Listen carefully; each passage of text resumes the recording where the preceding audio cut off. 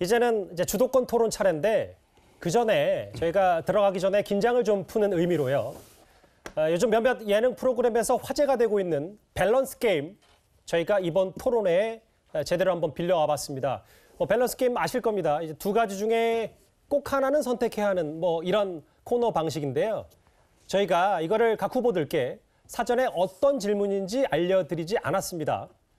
방식은 이렇습니다. 둘 중 하나를 고른 뒤에 제가 그 이유를 묻고 바로 선택하신 그 인물에게 영상 편지도 한번 써보겠습니다. 1, 2번 질문을 고를 때는 시간을 재지는 않고요. 그 이유와 영상 편지는 각각 30초를 드리겠습니다. 먼저 천하람 후보부터 바로 제가 질문을 드리겠습니다. 저거네요.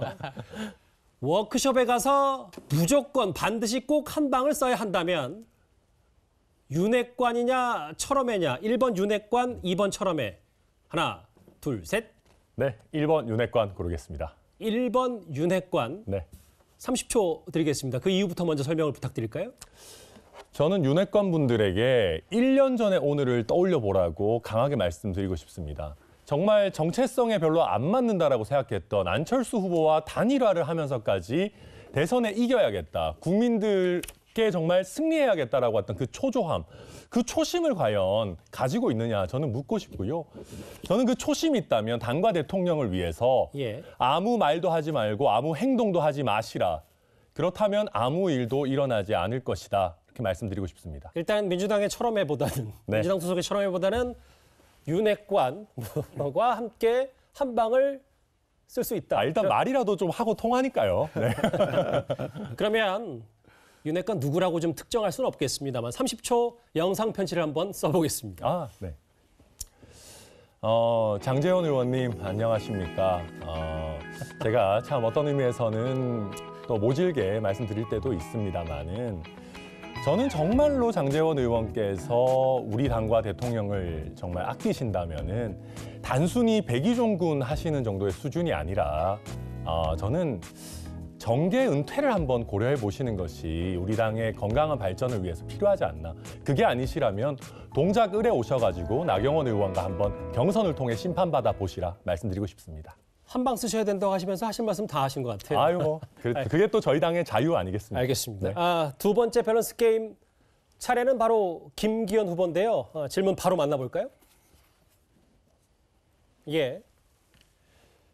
제가 먼저 읽어보겠습니다. 좀 미리 엄청나게 고민을 하시는 것 같은데. 적으로 만들면 더 피곤할 것 같은 사람은 한동훈 법무부 장관, 홍준표 대구시장. 고르신다면 1번, 2번 몇 번입니까? 1번 한동훈 장관을 고르겠습니다. 한 장관이 더 피곤할 것 같다. 그 이유를 바로 여쭤보겠습니다. 한동훈 장관은 우선 저보다 훨씬 젊고 잘생겼고 또 스피치랄까요? 말하는 언어 고사리가 탁월한 사람인데 무엇보다도 민주당이 가장 싫어하고 두려워하는 존재 같습니다. 민주당이 가장 싫어한다는 건 그만큼 경쟁이 높다는 뜻이겠죠. 그러니까 한동훈 장관과 제가 이렇게 맞상대가 되면 굉장히 힘들 것 같다 그런 생각이 듭니다.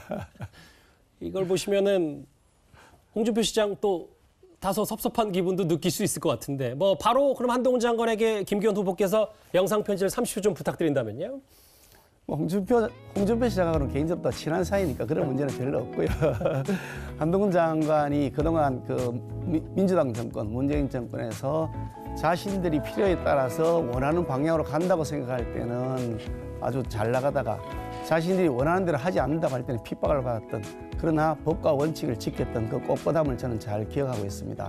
문재인 정권과 달리 윤석열 정부는 이 법과 원칙을 잘 지켜야 되니까 법무장관으로서 그 역할을 잘해주시길 바랍니다. 워크숍 가서 윤핵관과도 한 방 쓸 수 있다는 천 후보님 그리고 김기현 후보께서는 한동훈 장관을 적으로 만들면 좀 피곤하지 않겠냐라고 답변을 해주셨고 영상 편지까지 들어봤습니다.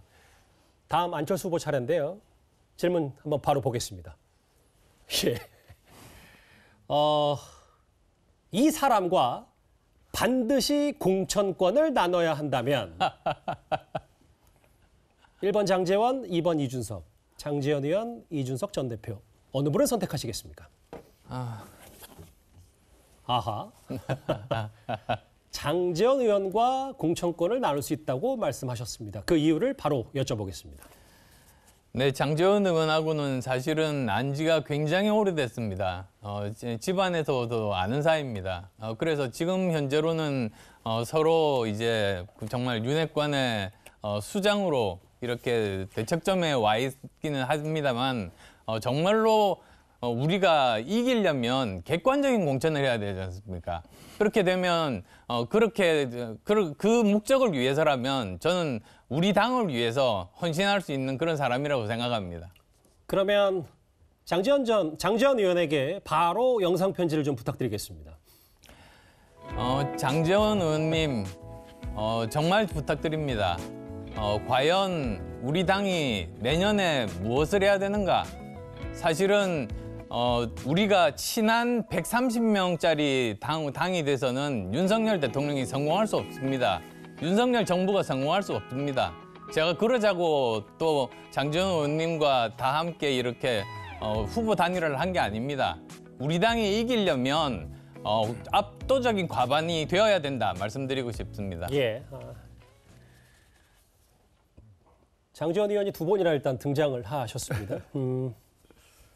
마지막 밸런스 게임은 황교안 후보입니다. 질문 바로 한번 만나볼까요?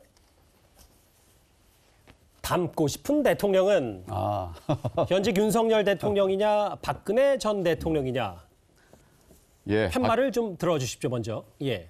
예. 2번 박근혜 전 대통령을 택하셨습니다. 이유를 좀 들어보겠습니다. 박근혜 대통령은 고생을 많이 하셨습니다. 그리고 모델을 보여주셨죠. 그래서 제가 경험한 박근혜 대통령은 꼭 닮고 싶은 이런 분이다. 이런 말씀을 드릴 수 있습니다. 근데 이번 윤석열 대통령도 이제 정권 5년 끝나고 나면 또 마치게 될 텐데 똑같은 심정이 들 것 같습니다. 두 분 다 아주 소중한 분이고 다 닮고 싶은 분이라는 말씀을 드리고 싶습니다. 건강하십시오. 그럼에도 박근혜 전 대통령을 선택했다는 사실은 맞습니다. 그럼 황 후보께서 박근혜 전 대통령에게 영상편지 30초 정도를 전달할 수 있습니다. 박 대통령님, 얼마나 힘드십니까? 오랜 옥고를 통해서 건강도 많이 상하셨을 텐데 제일 중요한 것이 건강이니 건강부터 잘 돌보시기를 바랍니다.